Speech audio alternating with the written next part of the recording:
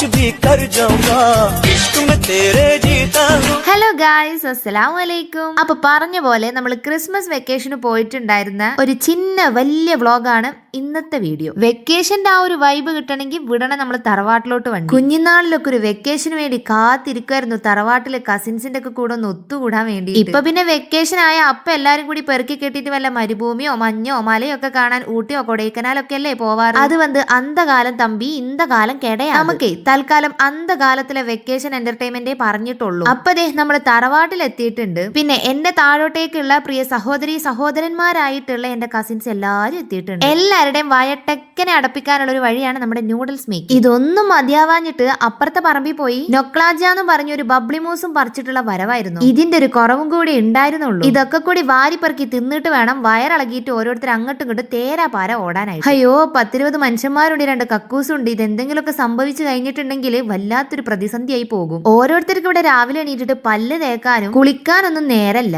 കണ്ടിയിലെ രാവിലെ തന്നെ കൈക്കലക്കണ്ടൊക്കെ പെറുക്കിയിട്ട് ബാസന്തിനെ പോലെ ഇത് തിന്നാനായിട്ട് പാഞ്ഞു വന്നിക്കുക. ഇനി ഇതൊക്കെ പാടെ വലിച്ചു കയറ്റിട്ട് എന്തെങ്കിലുമൊക്കെ പറ്റണം. അപ്പൊ ഇവരെല്ലാരും ആരെ പേര് പറയും? എന്നെ പറയും. ഇത് കേൾക്കുന്ന ഞങ്ങളെ കിമ്മാരെന്താ പറയാന്നറിയോ? വലിയവരെ കണ്ടിട്ടല്ലേ താഴെയുള്ളവര് പഠിക്കുക. സ്ഥിരം ക്ലീശേ ഡയലോഗ്. എന്തായാലും പറഞ്ഞിട്ട് കാര്യമില്ല, വല്ലപ്പോഴൊക്കെ വരുമ്പോഴല്ലേ കുഴപ്പമില്ല. അങ്ങനെ ഒരു വായന്റെലയും പെറുക്കിക്കൊണ്ടെന്ന് ഉപ്പും മുളകും ഇട്ടിട്ട് എല്ലാരും കൂടി അതിലിങ്ങനെ മുക്കി മുക്കി തിന്നാണ്. അല്ലെങ്കിൽ മഷിട്ടാ നോക്കിയാൽ പോലും കാണാത്ത 2 ഐറ്റങ്ങളാണ് ഇവിടെ വന്നിട്ട് മാക്കം കുത്തിരുന്ന് തിന്നണത്.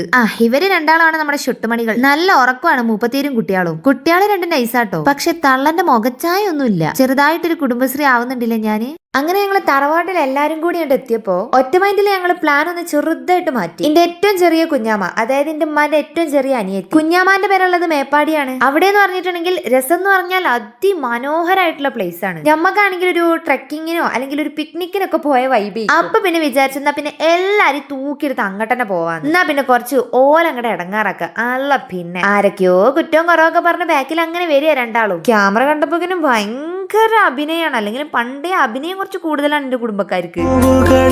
ഒരു തെമ്മാടിക്കൂട്ടിനുണ്ട്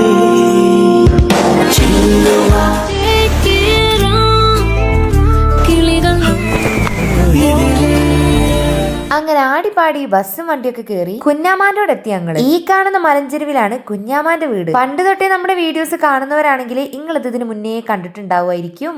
അങ്ങനെ രാത്രി ആയപ്പോഴാണ് അറിഞ്ഞത് ഇവിടെ നിന്ന് കുറച്ച് പോയാല് ചുൾക്ക എന്ന് പറയുന്ന സ്ഥലത്ത് ബോച്ചയുടെ 1000 ഏക്കർ പ്രോപ്പർട്ടി ഉണ്ട്. അവിടെ ഇത്തവണ ന്യൂ ഇയർ സെലിബ്രേഷനും ക്രിസ്മസ് സെലിബ്രേഷനും ഒക്കെ ആയിട്ടൊരു കാർണിവൽ നടക്കുന്നുണ്ട്. കാർണിവൽ തുടങ്ങിയിട്ടില്ല, അപ്പോഴേ മേപ്പാടി ഫുള്ളും ബ്ലോക്ക് ആയിട്ടുണ്ട്. ഇനിയിപ്പോ 1-ാം തീയതി പ്രോഗ്രാമിന് വേടനും കൂടി വന്നിട്ടുണ്ടെങ്കിൽ മേപ്പാടി സൂചി കുത്താനുള്ള സ്ഥലം ഉണ്ടാവും എന്നുള്ള കാര്യത്തിൽ സംശയമാണ്. ഇന്ന് തുടക്കമായതുകൊണ്ട് തന്നെ ഉള്ളിലോട്ട് കയറാൻ എൻട്രൻസ് ഫീ വേണം. അപ്പൊ പിന്നെ പൊരയിലുണ്ടാക്കിയ മന്തിയും വേണ്ട, ചോറും വേണ്ട, ഒന്നും വേണ്ട. എല്ലാരും പാടെ മാറ്റി ഒരുങ്ങി ആപ്പാപ്പാന്റെ മൂട്ടിൽ ഒരു വണ്ടി കയറി നേരെ അങ്ങോട്ടേക്ക് വിട്ടു. ഇത് സംഭവം ഏകദേശം നമ്മളെ പൂപ്പലിയൊക്കെ പോലെ തന്നെയാട്ടോ. പക്ഷെ ഈ കാണുന്ന സംഭവം മാത്രമാണ് പൂപ്പലിന്ന് വ്യത്യസ്തമായിട്ടുള്ളത്. ലൈറ്റ്സ് ഒക്കെ വന്നിട്ട് ഈ ഒരു സംഭവം കാണാൻ നല്ല രസമുണ്ടായിരുന്നു. അല്ലെങ്കിലും ഈ പൂപ്പലിക്കും ഉത്സവത്തിനും കാർണിവലിനൊക്കെ രാത്രി പോകണം. ഇരുട്ടത്താണ് ശരിക്കും ലൈറ്റ്സ് ഒക്കെ വരുമ്പോ കാണാൻ എത്രത്തോളം ഭംഗിയുണ്ട് എന്ന് നമുക്ക് അറിയാൻ പറ്റുള്ളൂ. സംഗതിയാണെങ്കിൽ നല്ല കാറ്റും തണുപ്പും ഒക്കെ ഉണ്ട്. പക്ഷെ നല്ല വൈബേനു. ഈ ഒരു വരവ് നേരത്തെ ഞങ്ങൾ പ്ലാൻ ചെയ്തതൊന്നുമല്ല, പെട്ടെന്ന് ഉണ്ടായതേനു. അങ്ങനെ കുറച്ചുനേരം വീഡിയോസും ഫോട്ടോസും ഒക്കെ എടുത്തിട്ട് നേരെ ഞങ്ങൾ ഉള്ളിലുള്ള സ്റ്റാളുകളൊക്കെ എന്താ അവസ്ഥ എന്ന് കാണാൻ വേണ്ടി കയറായി. സംഭവം സ്റ്റാളിൽ കയറിയാൽ പ്രത്യേകിച്ച് വാങ്ങാനൊന്നും ഉണ്ടാവില്ല. പക്ഷേ സ്റ്റാളിൽ കൂടെ ഈ രാത്രി സമയത്തൊക്കെ ലൈറ്റത്ത് കൂടെ തേരാപ്പാര നടക്കാനായിട്ട് നല്ല രസാലേ. കയറി ചെന്നപ്പോ തന്നെ കണ്ടതൊരു പാൽക്കാരനേനു. നിങ്ങൾ വിചാരിക്കണ പോലെ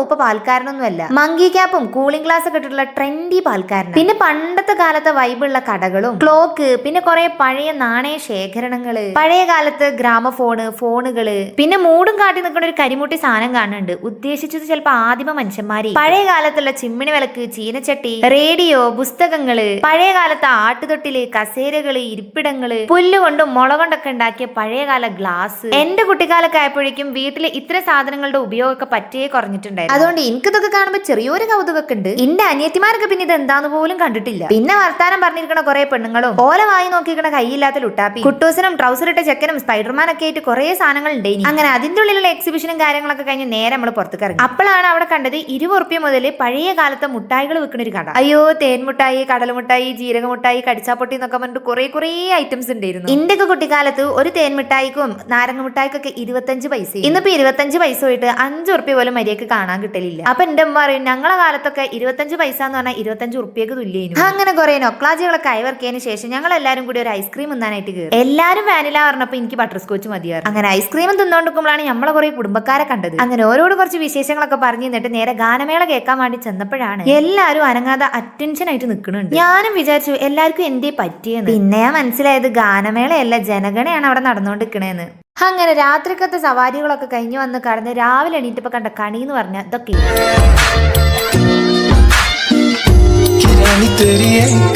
അല്ല നമ്മൾ എന്തും പറഞ്ഞ അവിടുന്ന് വന്നത് നാട് ചുറ്റിക്കാണെന്നും പറഞ്ഞിട്ടല്ലേ. രാവിലെ ബ്രേക്ക്ഫാസ്റ്റ് കഴിച്ചു കഴിഞ്ഞപ്പോ നമ്മൾ പറഞ്ഞ വാക്ക് പാലിക്കാനായിട്ട് കസിൻസുകളെ എല്ലാരും പാടി നേരതാ പെരവും പരിസരവും ചുറ്റും ഒക്കെ കാണാനായിട്ടാണ്.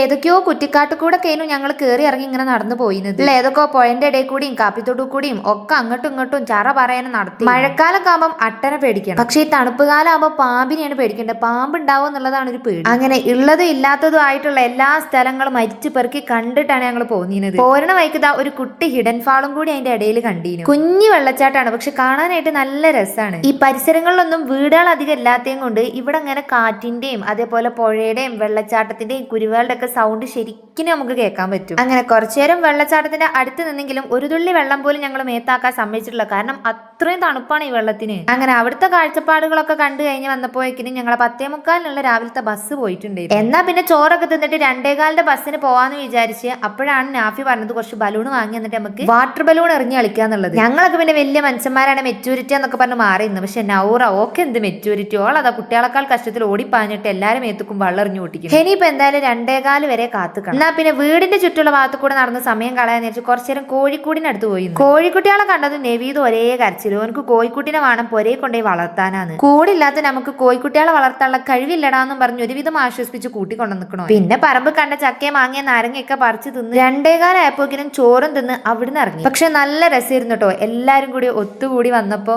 എന്തായാലും ഇനി വീട്ടിലോട്ട് തിരിച്ചു പോവാ. എന്നാ പിന്നെ തറവാട്ടിൽ ഒന്നും കൂടി ഇറങ്ങിയിട്ട് പോവാന്ന് വിചാരിച്ച് നേരെ തറവാട്ടിക്ക് പോയപ്പോ അമ്മ നല്ല കപ്പ ബിരിയാണി ഉണ്ടാക്കി വെച്ചിരുന്നു. അങ്ങനെ വയറ് നിറച്ച് കപ്പ ബിരിയാണിയും കഴിച്ച് നേരെ തറവാട്ടിൽ നിന്ന് ഇറങ്ങി പൊരേ പോവാ. സത്യം പറയുകയാണെങ്കിൽ തിരിച്ചു പോകാനൊരു മൂഡില്ല. പിന്നെ നൗറാക്ക് മദ്രസ എല്ലാം കൊണ്ട് പോവല്ലാതെ വേറെ വഴി. സോ വ്ലോഗ് ഇവിടെ അവസാനിക്കുകയാണ്. ഇഷ്ടപ്പെട്ട ലൈക്ക്, ഷെയർ, സബ്സ്ക്രൈബ്. അടുത്ത വീഡിയോ ആയിട്ട് പെട്ടെന്ന് തന്നെ വരുന്നതായിരിക്കും.